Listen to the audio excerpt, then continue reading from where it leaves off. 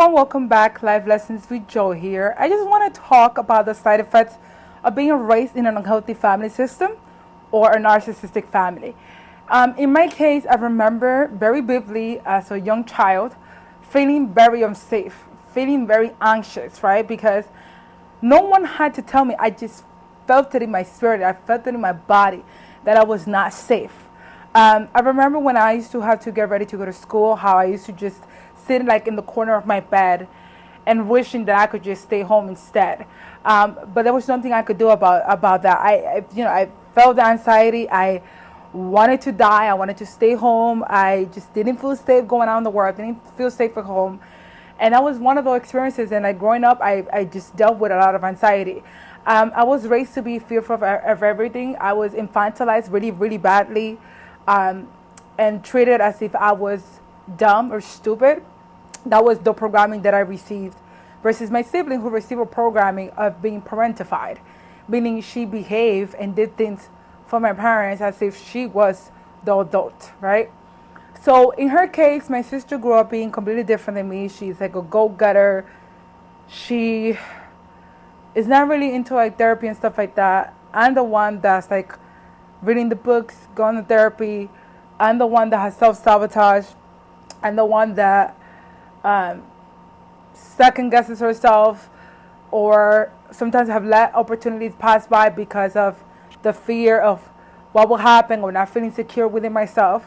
I've also dealt with extreme low self-worth, and I also dealt with like as growing up, like I will be shut down, like so I will stand up and like call out the dysfunctions in my family. However, when it came to going to school, being that I was shut down so much at home, I wouldn't have the balls to call people out, and I would just swallow all my anger until I couldn't take it anymore. And then eventually, years down the line, I would just explode. I also dealt with feeling not everything that I do is ever good enough, because nothing that I ever did was ever good enough. I also used to know and felt that I couldn't go to my family like crying. Like if I wanted to cry, I would just lock myself in the bathroom and cry. I didn't go to a teacher. I didn't have a friend that I could talk to. I literally had nobody growing up. And so as a result, I kind of like felt like I had distrust with people, unhealthy relationships, both romantic and friendships, ignoring red flags because I would feel like, oh, maybe I'm imagining things. Maybe they're not that bad, right? Because when you are in this type of households, they attack your autonomy. They attack what you feel and what you see, and they want to make you feel crazy. So basically, they'll make you doubt your perception. So you start to go out into the world, and people will treat you in similar ways, or you will see like similar behaviors of what was being done to you in the household, and you would think like, oh no, whatever, because you tend to get into the relationship because you want to kind of like reenact what happened in your household. So you want to get the love, and then you go on, and then you go from person to person, and the same thing keeps happening until you start becoming self-aware and you realize what your behavior is, your motivation, your lack of boundaries, your lack of self-worth and self-respect, and why you're allowing that to happen. You're not vetting people properly. Another thing that I have struggled with is like money and being fearful of being too successful, right? Because if I become too successful, or if I have a life that's soft and no struggle, the guilt of feeling like, oh, well, my family struggles, so I should struggle too, right? Because growing up, I remember I abandoned my needs because I was made to feel guilty because of whatever was going on with my parents, right? And so I had empathy, but I developed even more empathy, which too much empathy is not a good thing, in my honest opinion, because then you do too much for other people and you neglect yourself, and you just, everything, you think about everybody but yourself. So I became overly empathetic, in my opinion, to the point of like always worrying, about so-and-so's feeling, and not even caring about my own feelings. And I'm not saying for you to become selfish in a way that is narcissistic. That's not what I'm saying. But what I'm saying is for there to be a limit, and for you to put yourself first in a way that is healthy and productive for you, right? Another thing that I noticed that I dealt with and struggled with is having effective communication with people, right? And that's also the boundary part also. I realized that because in my household, we couldn't have effective communication. There was no problem solving. There was no direct communication. I noticed that out in the world, instead of me being direct, I would be passive aggressive, and I wouldn't really say exactly what I meant. And I would be scared of hurting somebody else's feelings. So people didn't care about hurting my feelings, right? So there's that. And like I said, the problem solving skills. Like whenever I had an issue, I was fearful of confrontation, right? Because the time that I would stand up for myself in the house, I would be shut down and told that I was being bad. So when it comes to the work, then I experience a problem. My first reaction and instinct is to run away and to give you the silent treatment. Just run away and just cut you off, right? There are times that I've been right about cutting certain people off. But there are times where I feel like I should have thought about it. I wasn't even thinking properly. I was just very reactive or whatever the case may be. There are times that I gave people too many chances. I stayed in relationships that I should have been abandoned, that I should have left. Why? Because you stay in a toxic dynamic relationship with your family. Why? Because you need them. You're a child, you're growing up, you're developing, and then, society makes you feel guilty for like, oh my God, you can't cut off your family, that's your family. And then also you have the attachment to that. You love it. Well, for me, I actually love my parents and the people around me very, very much, even though I was not receiving that back from them to me. And that's why I've been hurt so much, because I'm like, oh my God, but I love them so much, but they don't even see me. And they don't even care. And it's not because there's something wrong with me. It's because they are just wired that way. But yeah, I also became a scapegoat in my family and the black sheep, because I would be the one that would be like, no, this is wrong. No, you shouldn't be doing that. You're a liar. And I would be punished for that. And so what happened was, as I got older, I will be put in situations which I will become the scapegoat again for speaking truth to something. And I would have a group of people targeting me, people that I never thought would come against me, that would just come against me. And I've experienced, like, ever since I was a child, like a lot of adults and people just trying to take me down, just trying to destroy me. Now, I do get down a little bit because I'm also a human being and I'm not perfect, I'm flawed. And I do have feelings, but I learned that I'm the type of person that I reinvent myself and I'll come back again and again and again. Doesn't matter how hard I get.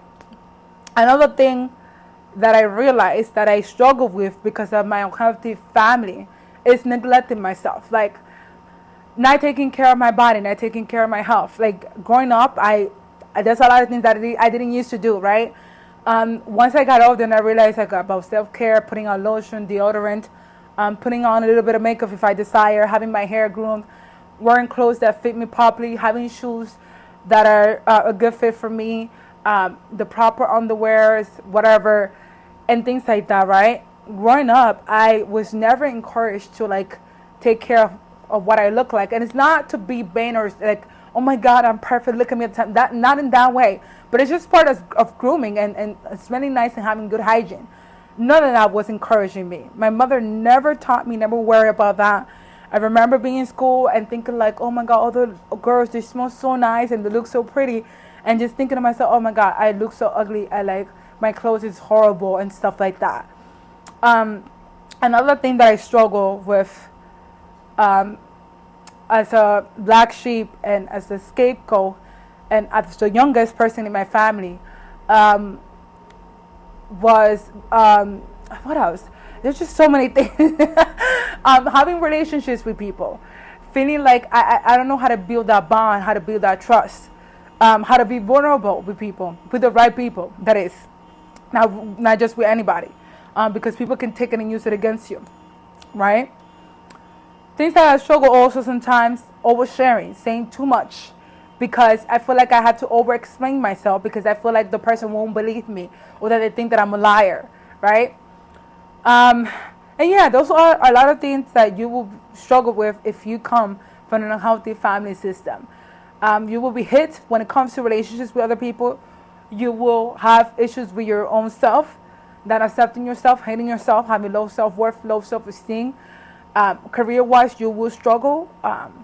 Sometimes you might just work so many jobs and you might become successful materialistically. But however, internally, you still feel that void and that emptiness. When it comes to relationship, you also, I forgot to say this, becoming a love addict. I have struggled with love addiction ever since I was a young child.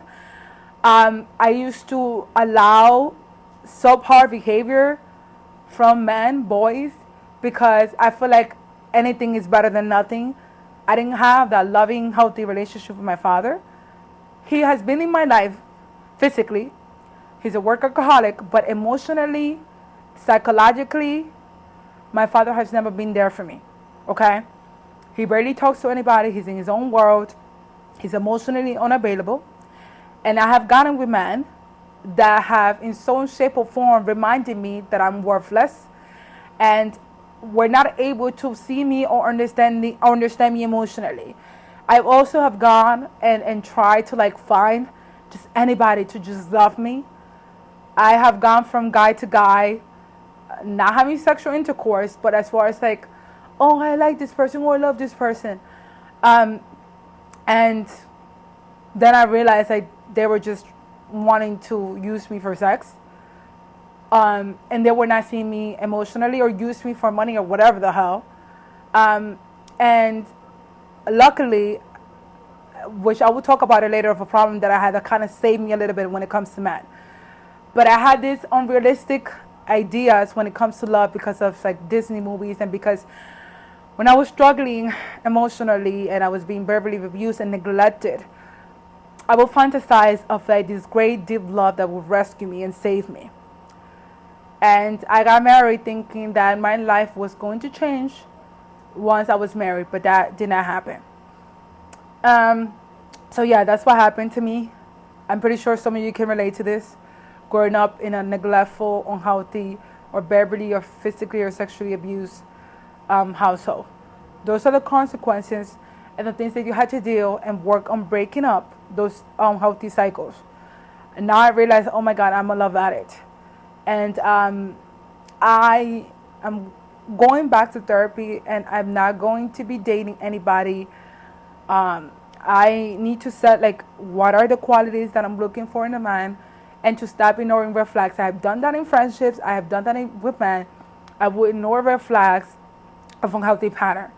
I do not want to date a narcissist. I don't want to date somebody that's codependent, that's putting me on some weird pedestal. Yes, I want a man that can be a provider, and I want a man that's healthy, but I don't want some unrealistic expectations of me, putting me on a weird pedestal and having expectations of me that I'm not going to meet. I also have realized that I thought that I could rescue men with my love, that I could fix them with my love, if only they can see how much I love them. But I realized that they wouldn't see me emotionally at all. They would just go for me for the looks, or because they saw that there was something in me that they can use or abuse. And so that has been my story. I have never had a healthy relationship. I barely had any healthy friendships. And I'm understanding that part of the problem is me as well, because I have picked the wrong people. Sometimes, like I said, I have ignored red flags. I have confided in people, and I told them, so-and-so this, and that. And I will be gaslighted and told, oh no, you should just give them a chance, oh no. And I will go against my better judgment. Now, I'm not sitting here saying that I'm perfect, because I'm not at all. There have been times where I have been at fault. There have been times I did not set boundaries. There have been times, like I said, I know the red flags. I will go to other people for counsel, and they will advise me, and I will end up being right later on,